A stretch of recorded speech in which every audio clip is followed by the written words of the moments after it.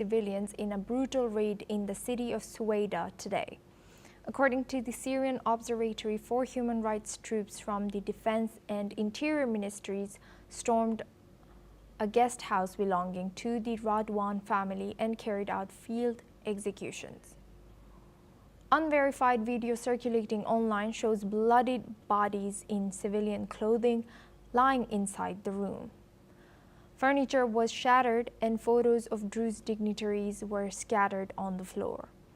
The incident comes amid ongoing fighting between Druze factions and Syrian government troops in the southern region.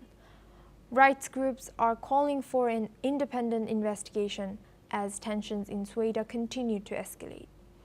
The government has not yet commented on the allegations.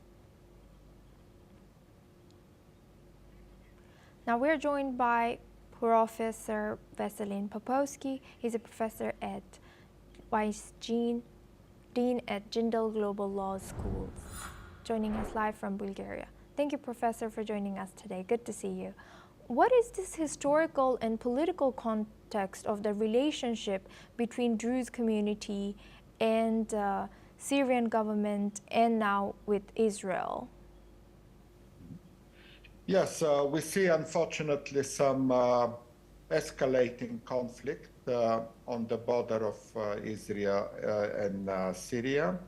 Unfortunately, that also invoked quite a lot of civilian casualties. We still need to investigate, as you correctly point out. It's a very fresh news. But historically, yes, it was not an easy relationship. Syria is a very mixed territory with various people living there. And not all of them, by the way, are Muslims. There are a lot of also Christians. There are other religious groups.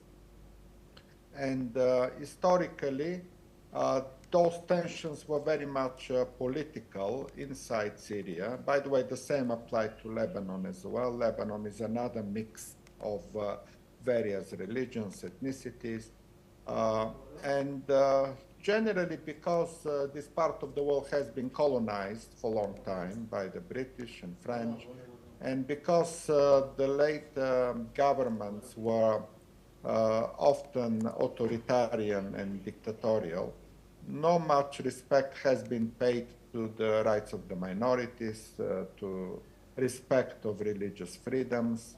And for that matter, the conflicts in Syria and in Lebanon continue to present some potential danger. These are not high-intensity conflicts. They are low-intensity conflicts, but from time to time, we have seen in the past, and possibly we can see in the future, very similar tensions arising, escalating, as you said, to casualties.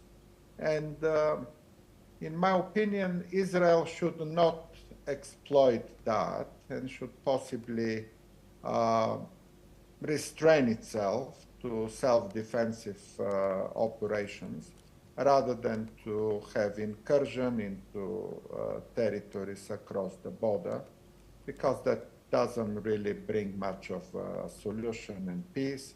It can magnify possible tensions in the future.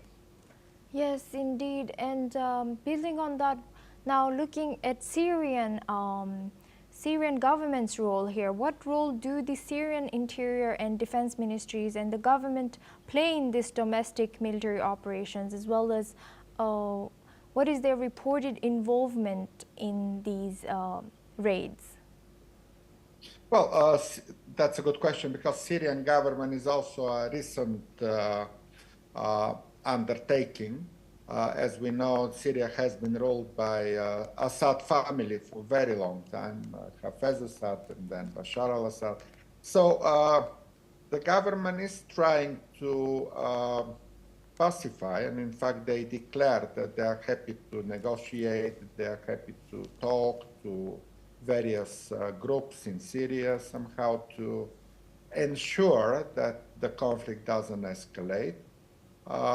Generally, the international community is, I would say, sympathetic to the efforts of the Syrian government to have stability and security. Again, although the government came to power with replacing with military force Bashar al-Assad, generally over time, with some exceptions. Again, there was some retaliatory attacks by the Syrian government in the places where Alawite used to live that obviously need to be condemned, some human rights violations, but generally in this situation, if we talk about the incursion of Israel into this territory of controlled by the Druze, I think the Syrian government is attempting to be constructive and to reduce tension and to reduce violence.